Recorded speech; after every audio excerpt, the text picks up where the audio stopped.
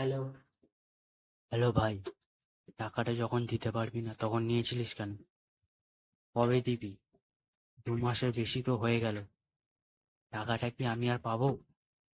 নাকি টাকাটা ঝেড়ে দেওয়ার প্ল্যান করছিস? আমি তখন দিয়ে বলেই যাচ্ছি, আর তুই কিছু বলছিস না কেন? কিছু বল, কিছু বল, অন্তত কিছু বল, কবে দিবি টাকাটা?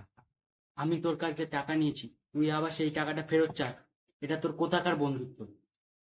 আমার কাছে টাকা পেতে হলে তোকে মিনিমাম 2 বছর অপেক্ষা করতে হবে। মাত্র 2 মাস হয়েছে, এর মধ্যে তুই তো ধৈর্য হারিয়ে ফেলেছিস। তোকে তো 2 বছর অপেক্ষা করেও টাকা পায় না। আমার কাছে টাকা পেতে হলে তোকে মিনিমাম 20 বছর অপেক্ষা করতেই হবে। তুই বিশ্বাস কর, আমার এখন এত ভালো অবস্থা যে আমি তোকে টাকাটা দিতে পারি, কিন্তু আমি পাচ্ছি না। আমার মন থেকে ইচ্ছা করছে তোকে টাকাটা দিতে না। তুই বিশ্বাস কর, আমার এখন এত ভালো অবস্থা যে আমি দিনে একবারও ভাত খেতে পাচ্ছি না। ভাত খেতে পারছিস না, তাহলে কি খেয়ে আছিস? তার বদলে আমি বিরিয়ানি খেয়ে আছি।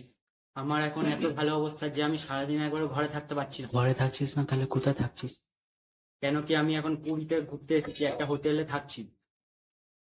এই অবস্থা তুই আমার কাছে টাকা চাইছিস কি করে? আমি টাকা নেওয়ার সময় ভেবেছিলাম আমার বন্ধুর খারাপ সময় চলছে, এই ভেবে আমি টাকা নিয়েছিলাম যে তোর কোনো সাহায্য হবে আমি টাকাটা নিলে।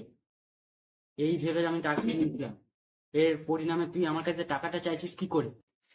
মাত্র 20,000 টাকার জন্য তুই এরকম করছিস? ঠিক আছে, এত করে বলছিস যখন, আমি তোকে 35 তারিখের মধ্যে টাকাটা দিয়ে দেবো। ঠিক আছে, এবার রাখ, আর ফোন করবি না।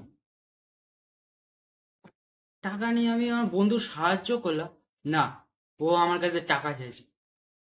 পৃথিবীতে এখন কলির যুগ, কি যে হয় বুঝে পাই না। বন্ধুর কাছে টাকা নিয়েছে, সেটা আবার নাকি ফেরত দিতে হবে, এটা মানা যাচ্ছে না। হুম।